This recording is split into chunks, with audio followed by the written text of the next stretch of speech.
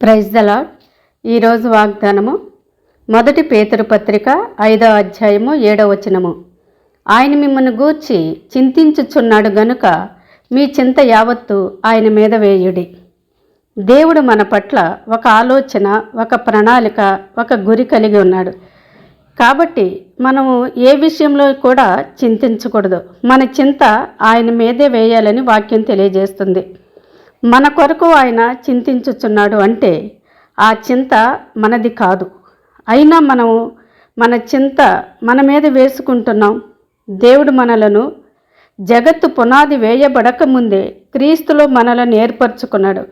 తల్లి గర్భములో ఉన్నప్పుడే మన అవసరతలు దేవునికి తెలుసు.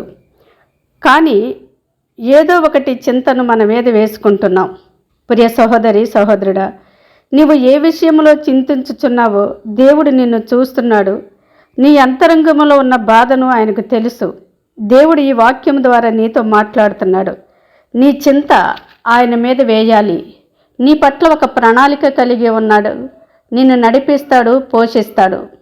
నీ మీద ఆలోచన కలిగి ఉన్న దేవుడు ఈ మాట నీవు విశ్వసించినట్లయితే నీ జీవితంలో ఆనందంగా ఉంటుంది. నీ భారము యెహోవా మీద మోపము, ఆయనే నిన్ను ఆదుకొనునని. చింత వేరు, భారం వేరు. కుటుంబ భారము, పనుల భారము మనకుంది. దానిని దేవునికి అప్పగించాలి.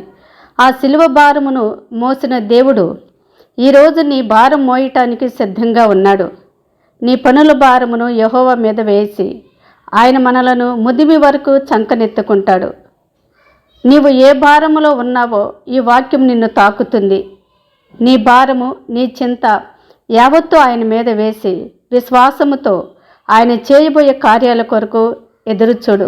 నీ జీవితంలో గొప్ప మేలు పొందుకుంటావు. ప్రార్థన. మమ్మలను ప్రేమిస్తున్న మా పరలోకపు తండ్రి, నీకు వందనాలు. మా కొరకు నువ్వు చింతించుచున్న దేవుడవు. దేవా, మా చింత, మా భారము సమస్తము నీ చేతులకు అప్పగిస్తున్నాం.